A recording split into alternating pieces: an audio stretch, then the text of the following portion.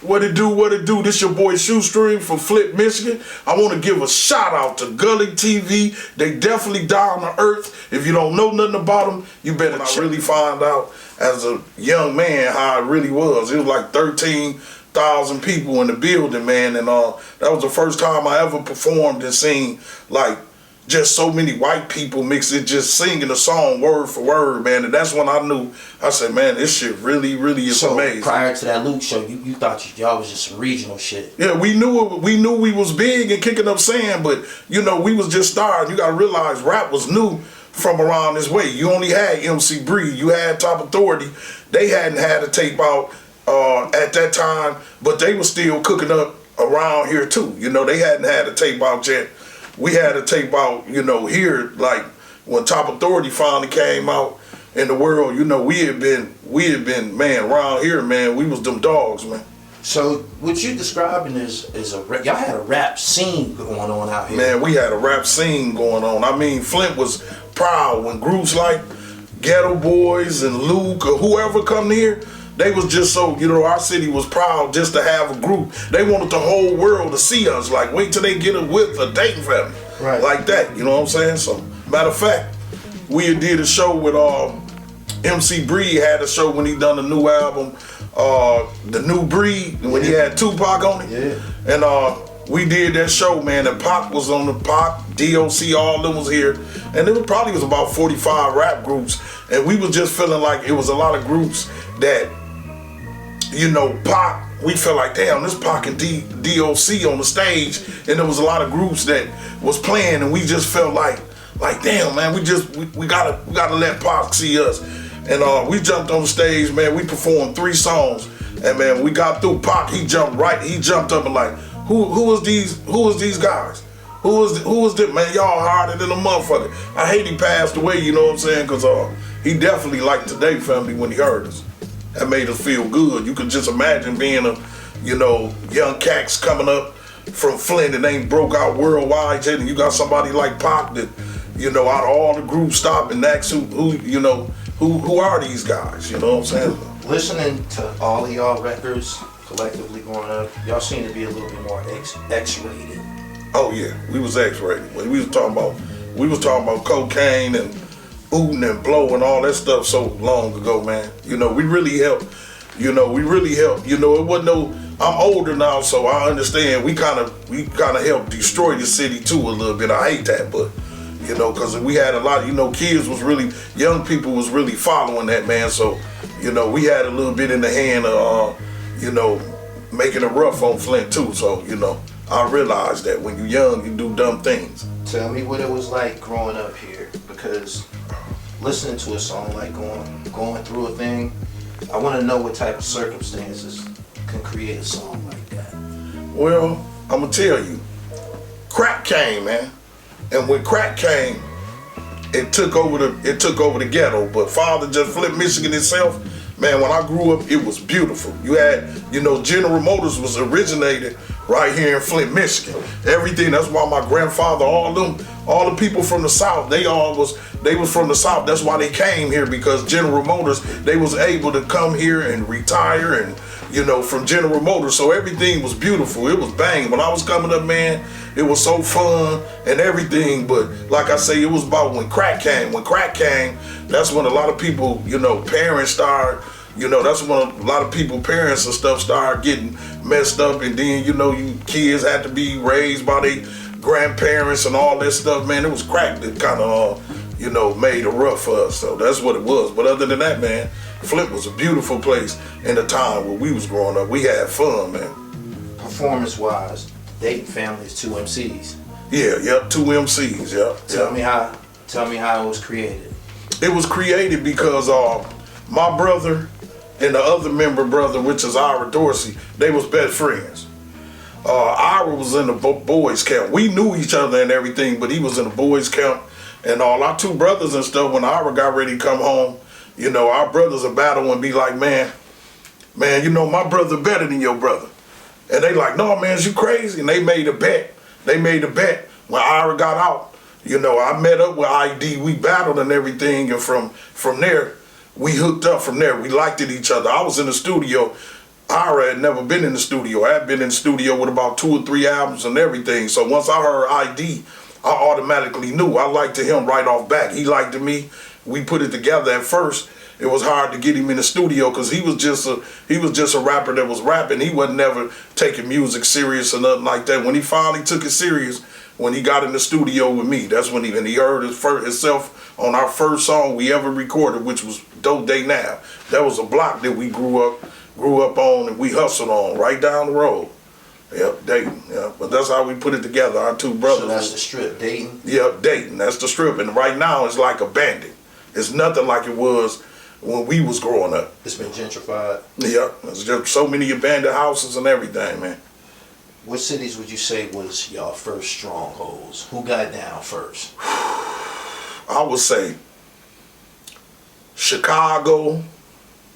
I would say Atlanta. I would say Nashville. I would say Detroit. I would say Detroit, and I would say all of Michigan, and it just started traveling, man. It just started traveling, man. Relativity. One thing about Relativity, when we got to deal with Relativity, one thing about them, they already had Easy E over there, so all they had to do was just run us through Easy E markets. So when it came to gangsta rap, they just knew how to promote it. You got to realize on that label you had Bone Thugs and Harmony, you had 8 Ball there, you had 3 6 Mafia, you had Dayton Family, you had Fat Joe, you had Tila, and it could go on and on. But them was at that time, them was all them groups was the hottest at that time. Yeah. They was popping, man. Yeah, they was popping. How did y'all get down with Relativity? Was y'all, and you said you came out in 91, was y'all independent at one point? Yeah, we was independent. And we was all, it was just this guy named Tony from Flint, Michigan. He had the independent record label called Po Bro. He had hooked up with a label out in California that was still independent. It was called, the guy name was Sir Charles. He was E40 uncle, and the name of the label was what was the name of the label? I can't remember. But anyway, we came out on them first. We sold like 80,000. So Relativity came in and was like, they liked the music and like, man, who the hell is these guys? They took over. And so they never did, Relativity never did get our first album, What's on My Mind, from the hip by themselves. It was already out and they sold 80,000. So they just came in, seen it move 80,000 units, and they seen it was just straight from the streets. So they came in and swept it up from there. Was there any idea of gangster rap in the Midwest before the Dayton Family on record? Yeah, it was one artist, which he had been doing it for a long time. He was from Detroit. His name was Eshawn. Okay. His name Eshawn. He had a red tape. He was the first one, Booming Words from Hell. He used to he wasn't really worshiping the devil, but that's what it was about. But he was tripping. He was dope too. Yeah, he was dope. And he was getting money. He was when I say underground, he was getting money too with it. Yeah, he was getting money. So Eshawn is the only one that I know that was street fathers, really gangster. Who inspired y'all gangster sound? When I listen to, not to put y'all in the same sentence, and I know this is often, but when I listen to Dayton Family and I hear Top Authority, I just feel the Ghetto Boys. Was the Ghetto Boys a big inspiration? Man, Scarface, my favorite rapper. Okay. Scarface, my favorite rapper. Yes, Ghetto Boys was. And WA, my 2. Ice Cube and Scarface inspired me, father, when it came to gangster. And I'm going to also say DJ Quick. DJ Quick too. But who fathers inspired me for rapping to start, it was Run DMC. That was my favorite group. Run DMC, LL, KRS-One, Public Enemy, EPMD, Rakim, Ice-T. I loved it, all of them, man. Just the early music, but when I heard Run DMC, that's when I knew, like, man, hey, that's when I knew I wanted to be a rapper. What it was like getting on BET, coming from Flint, Michigan. Oh man, it was surreal, man. It was just, I couldn't believe it. I remember being asleep, man. I remember being asleep the first time I seen myself on TV. It used to be it was BET, you had MTV, but what set you up for BET was that it used to be a video thing, it used to be called The Box. On The Box, yeah. Man, I used to love that, man. I remember I was asleep, and about 4:30, 5 o'clock in the morning, man, my people woke me up like, man, you on TV. I'm knocked out. I'm just, what? Like, man, y'all video on TV. I get up, man, and I see I'm going through a thing on TV and I'm tripping, but I'm tripping because I still remember the number like it was yesterday. It was 411. That's the number, 411. Yeah. And while I'm watching it, I just see it just come across the screen. 411 again, just people request 411. Man, the video people requested probably 200 times that day. So man, I was feeling so good. And at that time, we were supposed to do a deal with Sylvia Rones. You ever heard of her? Yeah. Sylvia Rones from Atlanta Records, but the leading dude of our group that our investor, his name was Matt Hinkle, called him Backstabber. He the one that paid the lawyers and everything. We had just done a seven album deal for 30. It was a $31 million deal, but it was for 7 years, and they indicted him. When it hit the papers, he had sold a half of a bird. He got caught. He sold a half of a bird. Say his name again. His name is Matthew Hinkle. He our Easy-E, or the dude Murder Inc. He our Master P. He our baby. I got it. You know what I'm saying? So he was the hustler. He was hustling in the streets. So when I first met Matt, he had already had that case. He had already had that dope case, but they had PFI'd it. Right. So we started kicking up a lot of sand around here. So the police and shit, when they was doing dope raids and shit, dope dealers and shit would be telling us like, man, shit, Harlem Green and Kendall them, man, they said they're like, man, y'all know the Dade family niggas? Like, we gonna get them motherfuckers. So they was out for us. So when we got ready to do the deal, we got money first. We got brand new cars. See, they was owners, but we done had a record deal to back us up. So all of a sudden, when that story hit the Flint Journal, Dade family signed with Atlanta Records. All of a sudden, they started seeing all us with new cars, new clothes, everything. They brung that PF. They like, let us go back and get that boy. They PFI'd him, brung it back up, and then they indicted him. So that deal, us being young, we was only about 15, 16 years old. Me and Ira being young, all we was rappers. We didn't know nothing about business. Right. So once Matt got locked up, he wasn't really dealing with him. It was the lawyers that was dealing with him. So once Matt got locked up, now Sylvia Rones, she talking to us, and we calling up there. We not business at all. Yeah, what's going on? What's going on? She just like, what's going on? So she heard Matt had got indicted.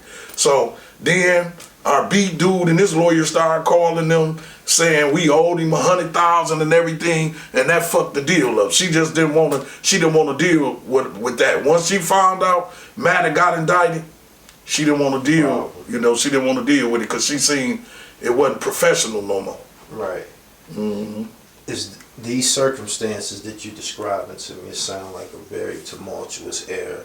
Is this what led to the FBI album?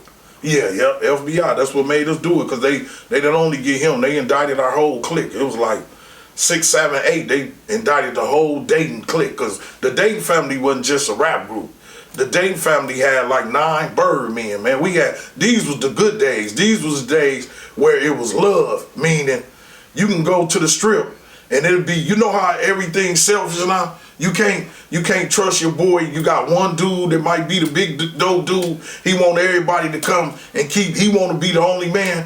Back then, it was everybody was on. Everywhere you go through Flint, it was so many drug dealers from whatever side. The money was good, man. Right. So we had like nine different Birdmen. So when the feds came, man, they came for us. They wasn't playing no game. About 20 motherfuckers in blue jackets, and hit every one of them. Came to their houses, bringing them out, You know, you know, they came when the feds come. Shit, when the feds come, they come. Was there? I listened to the song FBI. Yes. Was there some truth to the lyrics?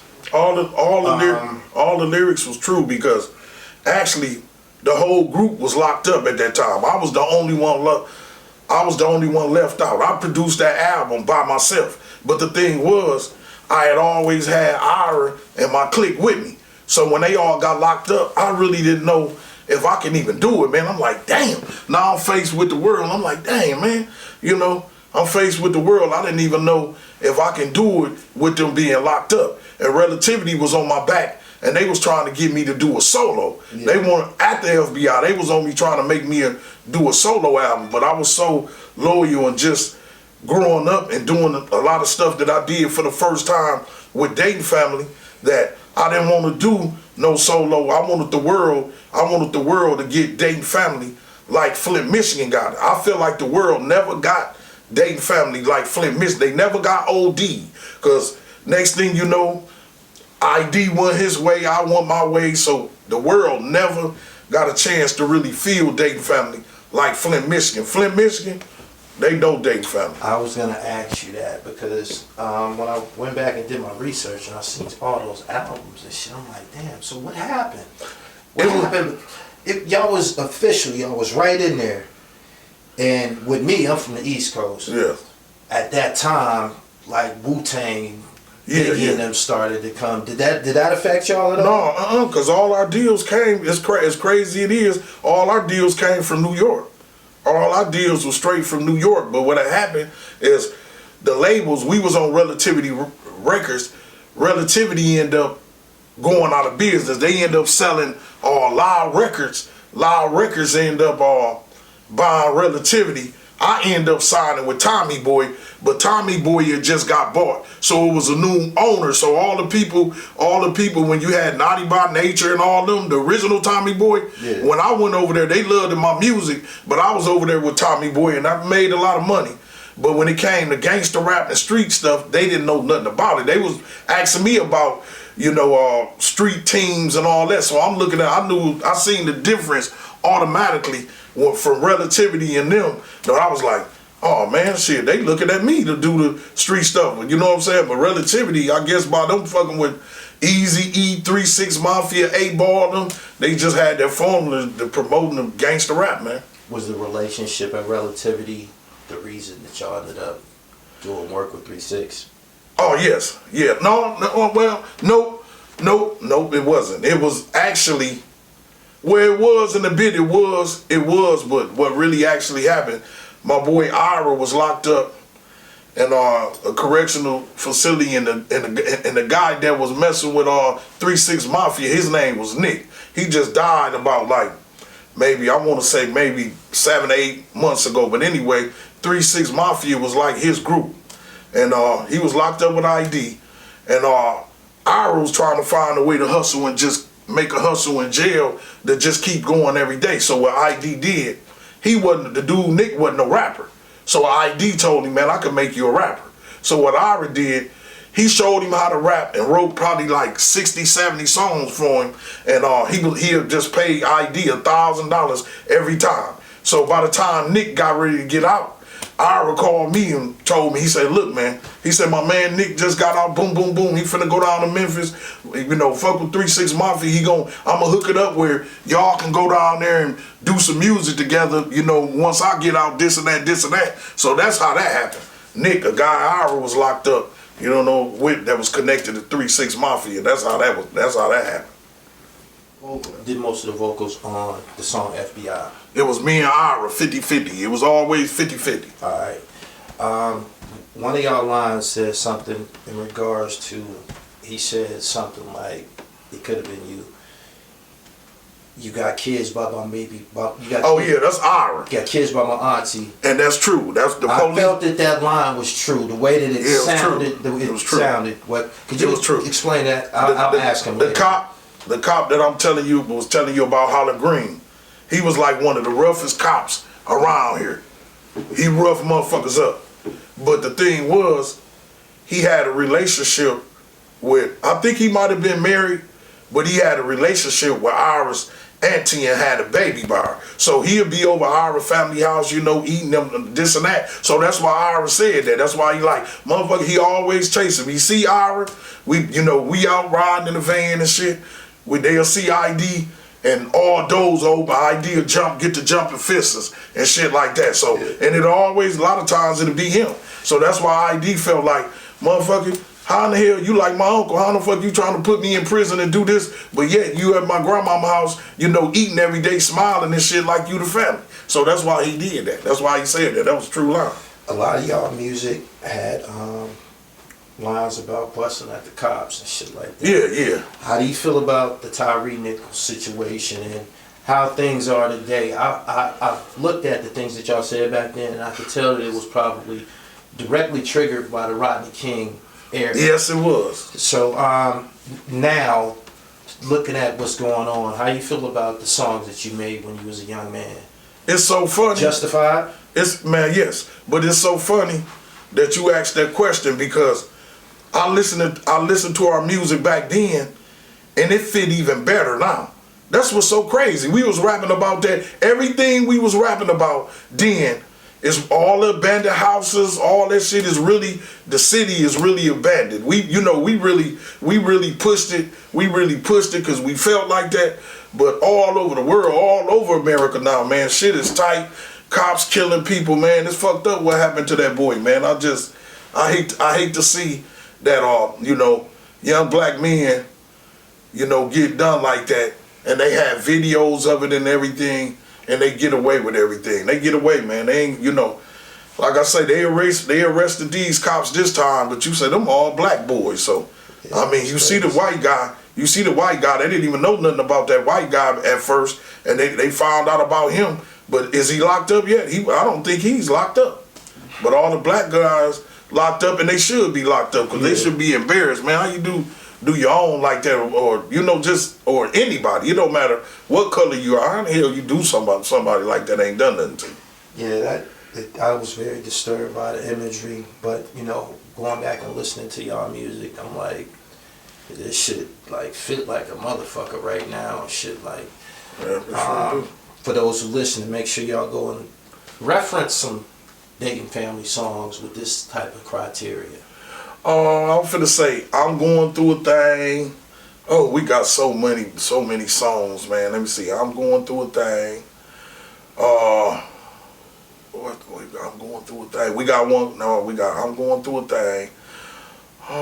What's the other? We got so many songs, man. I do so much recording. There's so many albums, man. We got so many songs, man. I can't. They not really hitting my mind right now, but. We got one called What's on My Mind, which is we got two What's on My Mind, but the second What's on My Mind is just about how the whole hood. So if you check it out, look up the Dating Family and you look up a song called What's on My Mind Part 2. And it's just talking about the struggle. It's talking about when I grew up, the whole hood on 80C. It's talking about, growing up with a father, talking about, hey, my father, he bought me a swing, snapped his finger, and, hey, I ain't seen him again. That's how it was, And a lot of us kids have been raised by our grandparents and stuff back then, So I know where you from. I know it's probably a lot of kids that relate to that, because all my friends, it wasn't just me. The stuff that I was going through, a lot of my friends was going through as well, A lot of them was raised by their grandparents. Thank God for the grandparents and that come from the South, because there's not a lot of that now. Now you got grandparents, man. People grandparents at the age 20 now. Grandmama's still in the clubs. As crazy as that seems, It makes no sense. I noticed that y'all received some Emmy recognition. Yes. For a documentary. Yes. Care to elaborate? Okay, that really was an MC Breed thing. That was an MC Breed thing, and it shined the light on Flint, Michigan hip-hop, but that really was an MC Breed thing. And MC Breed, wife Tasha, she reached out to the other rapper that's in my group named Bootleg, and they tied it to him, and they tied it to Bootleg and Breed, so Bootleg could be able to tell you a little bit more about it. But they shined the light on MC Breed, but she called and reached out to ID because ID redone Future in Front and really had messed with MC Breed when he was living. So that's why she did that, which was a good look. So, you know. Tell my viewers who are primarily from the East Coast the significance of the song "Ain't No Future in Your Front." Oh yeah, well. Give them the history. Tell them where you was at. The used jeans. Oh man, when Future in Front came, you know, first of all, MC Breed was just a real talented cat. He wasn't only a rapper, he was also a beatboxer. He was a beatboxer and a rapper, and he just had talent, man. I'm talking about, and he was polished. He was polished way back then, even before, you know, Breed probably 2-3 years older than me, but when you 14, 15, that 2 or 3 years is big. So he was, you know, he was in high school when I was just getting ready to make it to high school. So, you know, I heard Breed when I was young, and I remember how I was just amazed of how polished he was. I mean, he was polished, man. When I say polished, like. So y'all had local hits before Ain't No Future. Like, you heard that shit before that shit hit. Yeah, I heard it was banging around. It was banging around here. But Breed just was one of the top rappers around here. You had all kind of talent shows. Yeah. Flint was a spot with a lot of different clubs. It was at least a good 10 different clubs, and Breed name just rung. You know, it ain't like New York. You know, it ain't like New York, nowhere near as big as New York. But when somebody doing something in this city, you know about it. If somebody got a cold car or something like that, or that people be like, man, you know the guy, man, the one in the white, you know, in the white Chevy with the, okay, you talking about Tony. That's how the city is. But Breed was one of the ones, man, that his name just rung bells. And when he came out with Future in Front, man, just everybody was tripping because they took from Roger. It wasn't just the rap. It was the samples they used from Roger and all that. So that made the older people, that made the clubs bang, man. It just did, man. When I first heard it, I was just tripping, man. I was amazed that when Future Front hit, man, it was, you know, it was a big radio. Matter of fact, I think that single, if I ain't mistaken, I think it went platinum. It was like #1 in the country at that point in time. And you ask anybody about that song around the world, everybody knew that song, and that's what I mostly respected about it, because it wasn't just a Flint thing. It was just, you say something about Future in Front, you could be in Atlanta, you could be anywhere. Man, they knew that song. Breed he came out with a banger. That was a banger. When I heard it, I knew it was gonna go. He continued to come out with bangers. Yes, he did. Yes, he did. Was you amazed? Gotta Get Mine, 7 years. Oh man. He got just so much. Oh man. Then the Dangerous Crew. Yeah, that was like Gotta Get Mine, Gotta Get Yours, Gotta Get Mine. That was like Pac. You know, Pac was kicking all kind of stuff, but once he did that was like, he was more kind of street. It was like after that verse, it was like the street Pac came. That was my first time liking him. Yeah, that's what I'm saying. When Brenda's Got a Baby used to come on Rap City, it was like traumatizing. Like, it would fuck up the mood and shit like that. Couldn't wait for it to go off and shit like that. And when he came back, I was like, whoa. No, he was just, man, Pac was just before his time. That's what it was. So what it was, I was like that too. I was like the gangster shit. So when I heard stuff, Brenda Had a Baby and all that stuff, I wasn't on that stuff. But now I realized Pac was just making sense and just talking about real life and reality. And that's what you got to do. It's more than just gangster rap. You got to be able to put real life songs. You got to make sense. You got to be able to, them the type of artists that I respect. And I ain't listened to Pac in a while. And whenever I listen to him, it be special. It be special when I hear him. I be like, damn, man. Yeah. One of the last things I want to ask you is, how did you come up with your name? Well, we was young guys, and like you saying, connected to gangster rap. We all our names mean the same. It's 3 members in our group, which is Mac, Hinkle, Ira Dorsey, and Raheem Peterson. We was just trying to think of something that was conniving names. All of them is conniving names. All of them mean the same thing. Like bootleg is like bootlegging niggas. Shoestring is like shoestringing niggas. Backstabbing is like backstabbing niggas. So we was on robbing type of shit. Kicking in your front door, going out the back type shit. You know what I'm saying? The Ice Cube and Ghetto Boys and, you know, 8-Ball and who else, man? 8-Ball, and they had us on that. You know what I'm saying? No doubt. Yeah, they had us on that shit. What was it like meeting those guys? Particularly 8-Ball and JG. I just asked them. Oh man, I love, because they was in that show. They was in that show with us. I was telling you, the first show that we did that was at the Saginaw Center with Luke. Yeah. And it was like it was a Luke, man, the props that they was giving us was like, Luke was asking when he came out, he was like, damn, is this a Dayton family show? That's how, I'm just saying, that's the response. So when I tell you, when I first seen that, man, it was just the whole building just singing the shit rap for rap, just singing it word from word. But just kicking it with 8-Ball them, it made me feel like I seen they was some straight regular people like we was. You know, a lot of times you kick it with guys and you know, you see people, you be wondering, you know, damn, what is it to be like? You know what I'm saying? It just, they was down to earth and just, they was just like us, man. It just felt like kicking it with somebody you was kicking in your neighborhood. And that's the respect that I have for my respect in them, because they were down to earth and it was just like kicking it with myself or one of us. No doubt. Yeah. Tell my viewers where they can find some of your newer material at.